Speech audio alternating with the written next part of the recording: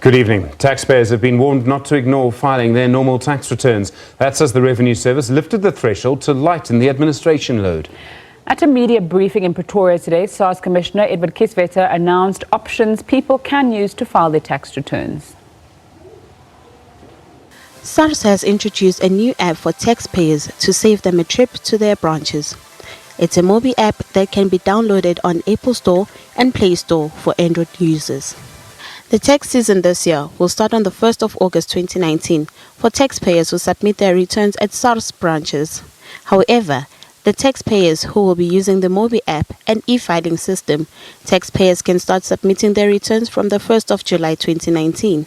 Tax filing this year starts on the 1st of August 2019 for all taxpayers.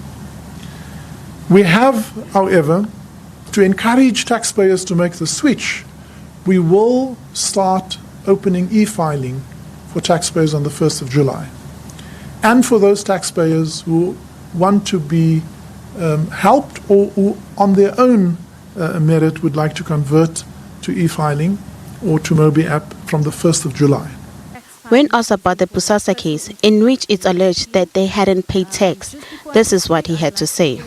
We don't disclose individual taxpayer information. What I can tell you is that matters that arise at the commissions, such as the Nugent Commission and other commissions, such as what's happening at the PIC, we take these matters seriously. We follow up any potential telltale signs that we find, firstly to establish and verify the actual facts and data that supports what comes out there. We have created a dedicated capacity to take all of the leads from these commissions, including the report that was submitted by Judge Nugent, in order to focus on that and give it a specific focus to follow that through. The Commissioner announced that they have lifted the tax return threshold from 350,000 to 500,000. This means that taxpayers who earn less than 500,000 per annum will not have to submit their returns. And for taxpayers who earn over 500,000 per annum, they may use one of the three options to submit their returns, which are going to the branch, e-filing, or using the mobile app. Notando Makutulela, SABC News, Pretoria.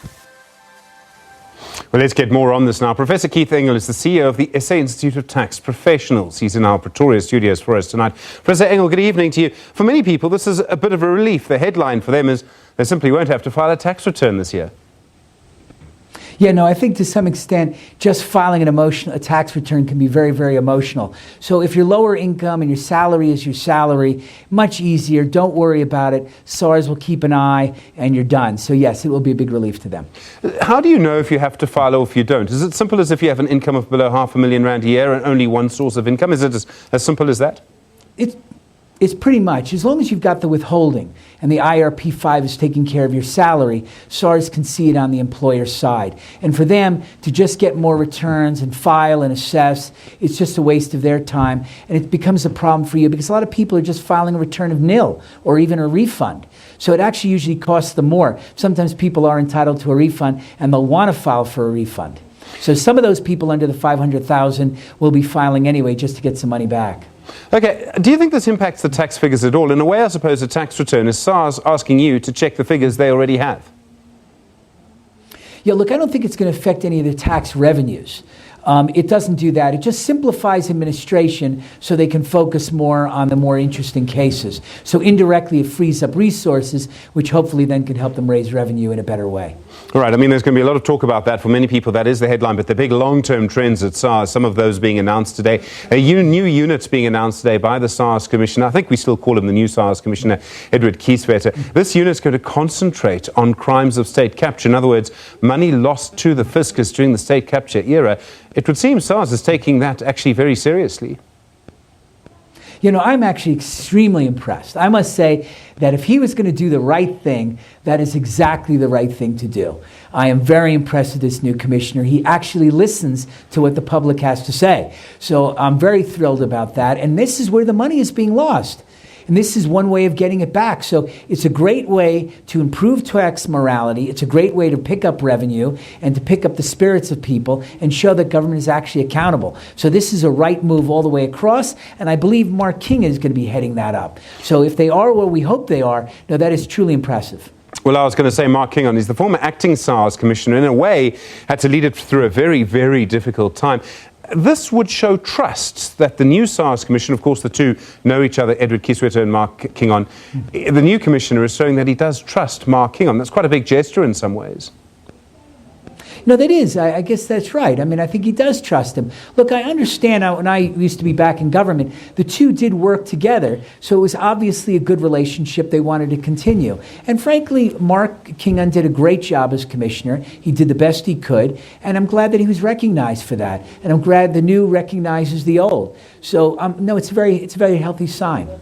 Kieswetter said today that it was relatively easy to fix the systems that had been broken at SARS. It was easy to know what to do.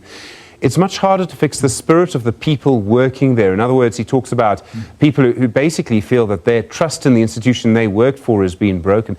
I mean, that's a much harder thing to fix. That really requires sort of inspirational leadership. Look, trust is a very hard thing to fix, not only for the employees of SARS, but also for the public at large. So it's going to take a multiple number of steps, multiple efforts to rebuild that trust. And then that makes you a more effective organization.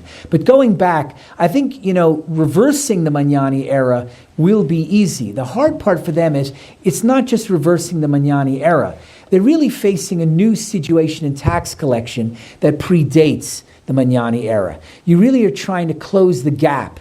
And that gap is really the illicit economy, the economy where you're talking about government corruption, where you're talking about people who are outside of the formal economy. And that's something that's never been built. So yes, reversing all the mistakes easy, that will get them a certain amount. But if they really need to go where they have to go into new territory. So I think that isn't so easy. But trust is hard, and once trust is broken, it takes a lot of work to get it back. You talk about the illicit economy. Of course, big tobacco is part of this, and illegal tobacco. We call it cigarette smuggling, but it's really cigarettes that are made